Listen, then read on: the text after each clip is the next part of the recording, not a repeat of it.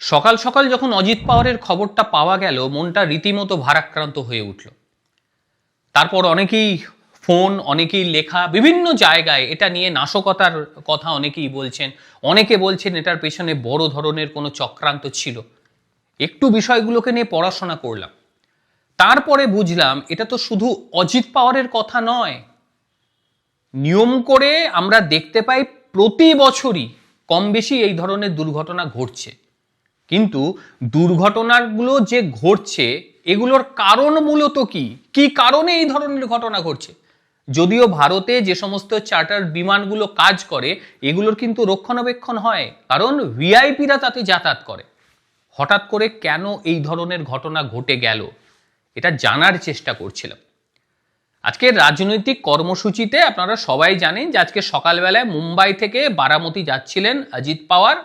ঠিক অবতরণের আগে তার যে চার্টার ফ্লাইট সেটা নিয়ন্ত্রণ হারিয়ে ফেলে, মাটিতে ভূপাতিত হয়ে আগুন ধরে যায়। বাঁচাবার চেষ্টা পর্যন্ত কেউ করতেই পারেনি, করার কোনো উপায়ও ছিল না। ডিএসআর পরিচালিত এই লিয়ারজেট 45 বিমান, রেজিস্ট্রেশন আমরা দেখতে পাচ্ছি VTSSK, এই বারামতি বিমানবন্দরে জরুরি অবতরণ করার সময় এটা বিধ্বস্ত হয়ে গিয়েছে। অজিত পাওয়ার সহ 5 জন আরোহী পুরো মাত্রায় শেষ। এই লিয়ারজেট 45 এটার মধ্যে কিন্তু টুইন্স ইঞ্জিন ছিল। তারপরেও কেন ঘটলো এই গন্ডগোল, এটা নিয়ে তো তদন্ত করা অবশ্যই দরকার। তদন্ত শুরু করেছে, বেসরকারি কর্পোরেট যাত্রীদের নিয়ে যাচ্ছে, ভিভিআইপিদের নিয়ে যাচ্ছে, অথচ তার কোনো মেনটেনেন্স নেই। এটা তো হবে না। তারপর একটু ঘাঁটতে শুরু করলাম যে বিষয়টা কি, এই লিয়ারজেট যে বিমান এটা মূলত কি, এর কি কোনো রকম ফল্ট আদতেও আছে? তারপর ঘাঁটতে ঘাঁটতে যেটা দেখলাম সেটা হচ্ছে কানাডার বাম্বোর্ডিয়ার বলে একটা কোম্পানি, তারাই এই লিয়ারজেট ইউনিটগুলো তৈরি করে। এবং আপনি শুনলে অবাক হয়ে যাবেন যে এই যে লিয়ারজেট 45, 45XR এই বিমানগুলো ভারতে চলছে, এইগুলো সে 2000 সালের বিমান, মানে অনেকটা পুরনো 2000 সালের বিমান। আর অজিত পাওয়ার যে বিমানটিতে ছিলেন এবং সাম্প্রতিক সময়ে যে দুঃসংবাদ আমাদের কাছে এসে পৌঁছেছে, এই বিমানটি 2010 সালে নির্মাণ হয়েছিল, মানে প্রায় 16 বছরের পুরনো। যদিও এই চার্টার্ড বিমানের 16 বছরটা কোনো বয়সই নয়।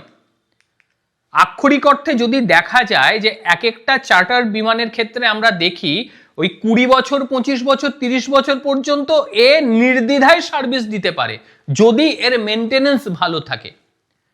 বিশ্বে এখনো পর্যন্ত এরকম অনেক বিজনেস জেট রয়েছে যেগুলো ওই 1980 বা 90-এর দশকে তৈরি, তারাও উড়ছে আকাশে, ভালোভাবে উড়ছে।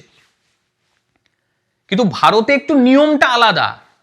ভারতে কিন্তু ওই একবার ফিটনেস দিয়ে দিল মানে সেটা 15 বছর ধরে চললো, 30 বছর ধরে চললো, তা কিন্তু নয়।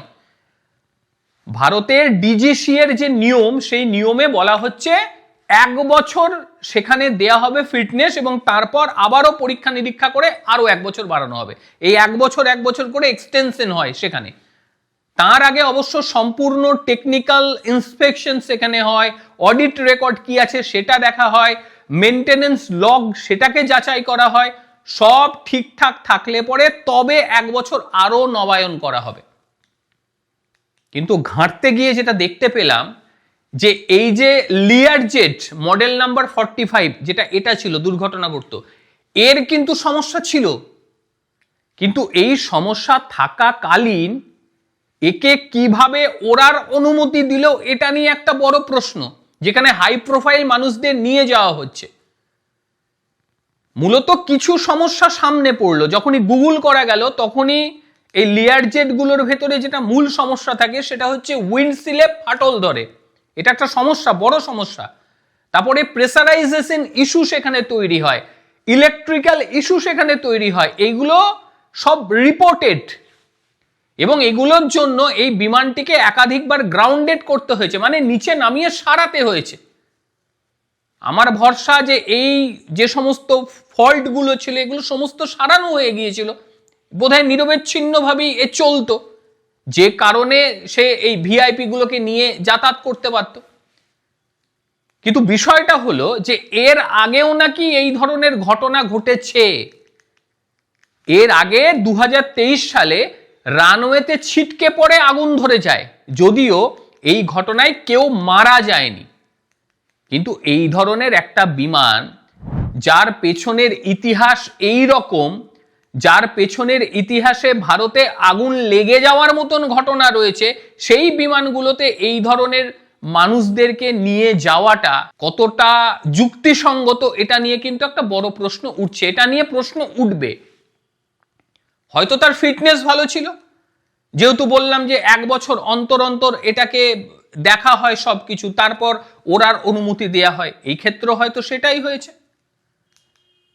আর একটা যেটা বিষয়, যে শুধু লিয়ারজেট বলেই যে এর ঘাড়ে দোষ চাপিয়ে দেবো, এর ত্রুটি ছিল, বিচ্যুতি ছিল, তা তো নয়। অজিত পাওয়ার শুধু নয়, এর আগে আপনারা দেখেছেন যে উচ্চপদস্থ কর্মকর্তাদের বহনকারী যে বিমান, তাদের নিরাপত্তার যে প্রোটোকল, এটা নিয়ে এর আগে একাধিক প্রশ্ন উঠেছে, একটা নয় একাধিক। গুজরাটের প্রাক্তন মুখ্যমন্ত্রী বিজয় রূপানি, জানেন সবাই, 2025 সালে জুন মাসের ঘটনা, মর্মান্তিক দুর্ঘটনা ঘটেছিল এয়ার ইন্ডিয়ার ফ্লাইটে AI 171 আহমেদাবাদ বিমানবন্দরের থেকে উড্ডয়নের কিছুক্ষণ পরেই এটা শেষ হয়ে যায়। সব জানেন বিষয়গুলো। এটা নিয়েও বিভিন্ন রকম তদন্ত প্রক্রিয়া হয়েছে, ফল কি আমাদের সামনে আসে না। ভারতের প্রথম chief of defence staff general Bipin Rawat, এত বড় ব্যক্তি, তিনি তার স্ত্রী সহ 11 জন কর্মী 8ই ডিসেম্বর 2021 সালে তামিলনাড়ুর কুন্নুরে তার MI-17V5 যে হেলিকপ্টার, সেটা দুর্ঘটনাগ্রস্ত হয়েছিল। ভাবা যায়? এই সমস্ত হেলিকপ্টারগুলো তো হেলায় হারানোর কোনো বিষয় নেই, এগুলো হাই প্রোফাইল সিকিউরিটির মধ্যে দিয়ে চলে, কিন্তু তাও দুর্ঘটনা ঘটছে। দুর্ঘটনা কাকে বলে? একেই তো বলে দুর্ঘটনা। অরুণাচল প্রদেশে সেই সময় মুখ্যমন্ত্রী ছিল দর্জি খান্ডু, আপনারা জানেন সবাই। সেই এপ্রিল 2011 সাল, সেই সময় তাওয়াংয়ের কাছে তার হেলিকপ্টার দুর্ঘটনা হয়, তিনি মারা যান। অন্ধ্রপ্রদেশের মুখ্যমন্ত্রী YS রাজশেখর রেড্ডি, যিনি প্রায়শই YSR নামে পরিচিত, সেপ্টেম্বর 2009 তিনি বন্যা বিধ্বস্ত এলাকা পরিদর্শনে গিয়েছিলেন এবং সেই সময় 430 হেলিকপ্টার একটা ঘন জঙ্গলে পড়ে গিয়েছিল, তিনিও মারা গিয়েছিলেন। ওম প্রকাশ জিন্দাল, সুরেন্দ্র সিং, এবং 2005 সালের ঘটনা, হরিয়ানার বিদ্যুৎ মন্ত্রী, শিল্পমন্ত্রী 2005 সালে সেখানে সাহারানপুরের কাছে ভয়াবহ দুর্ঘটনা হয়েছিল, হেলিকপ্টার দুর্ঘটনা, তাতে মারা যায় একসঙ্গে 2 জন।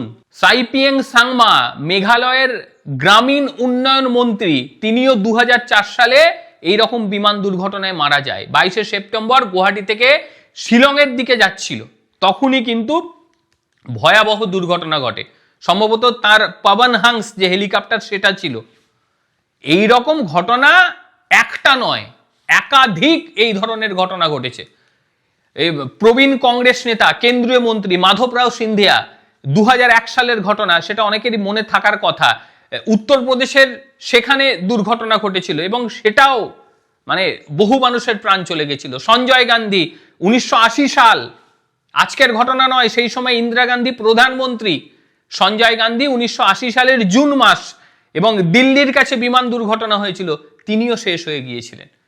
অর্থাৎ এই একটা ঘটনা নয়, একাধিক ঘটনা ক্রমান্বয়ে হয়ে আসছে।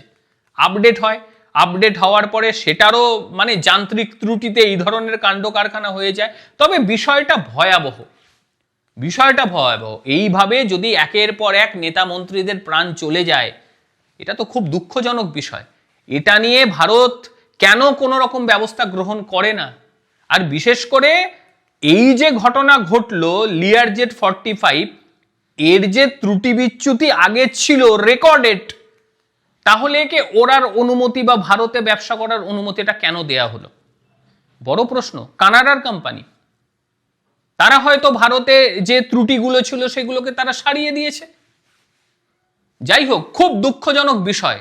এটাকে নিয়েও ইনভেস্টিগেশন হবে, কিন্তু সেই ইনভেস্টিগেশনের ফল কি পাবো আমরা জানি না, সেগুলো সামনাসামনি সেভাবে আসেও না। এলে পরে আমরা বুঝতে পারবো যে প্রকৃতপক্ষে ঠিক কি ঘটনা সেখানে ঘটেছিল। 2-1টা ঘটনা তো সামনে আসে। যাই হোক, এটা নিয়ে অনেকে অনেক রকম কথা বলছে এবং সবচেয়ে যেটা দুঃখজনক বিষয় যে পাশের দেশ বাংলাদেশ, এরা এই ঘটনাটার পর এমনভাবে লিখছে তাদের বিভিন্ন সোশ্যাল মিডিয়াগুলোতে, যাচ্ছে তাই। এরা একেবারে পুরো মানুষরূপী পশু, অন্য কোনো কিচ্ছু নয়, মানুষরূপী পশু। এদের মধ্যে বিবেক বলে কিচ্ছু নেই। এই রকম একটা দুর্ঘটনা, এতজন মানুষের প্রাণ চলে গেল, এখানে তারা ওই হাসির রিয়াক্ট দিচ্ছে, ভাবুন। অথচ তাদের দেশের যখন বিমান দুর্ঘটনা হলো, ভারত চিকিৎসক পাঠিয়ে দিল, ঔষধ পাঠিয়ে দিল, নার্সিং স্টাফ পাঠিয়ে দিল, যে না মানুষগুলো বাঁচুক।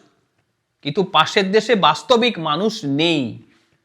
আপনি খেয়াল করে দেখবেন, সেখানে ঢুকুন, বিভিন্ন পেজ আছে তো বাংলাদেশের, খালি একবার দেখবেন, আর দেখার পরে দেখবেন যে আপনার মনের অবস্থাটা ঠিক কোথায় গিয়ে পৌঁছয়, যে কারা এরা। এরা মনুষ্যরূপী পশু ছাড়া আর অন্য কিচ্ছু নয়। যাই হোক, খুব দুঃখজনক ঘটনা। এই বিষয় নিয়ে অবশ্যই আপনারা আপনাদের মতামত রাখবেন। এই যে বিমান, এর ত্রুটি ছিল, কিন্তু তারপরেও একে চালানোর জন্য পারমিশন দেওয়া হয়েছে, হয়তো সারিয়ে নিয়েছিল। এই ধরনের বিষয় নিয়ে কি হাই প্রোফাইলদের নিয়ে যাওয়ার ক্ষেত্রে আরও নিয়মকে কঠোর করা উচিত নয়? কি মনে হয় আপনাদের? অবশ্যই বলবেন। প্রত্যেকে ভালো থাকবেন, সুস্থ থাকবেন। আবারও দেখা হবে অন্য কোনো দিন অন্য কোনো ভিডিওতে। ততক্ষণের জন্য নমস্কার, ভালো থাকবেন।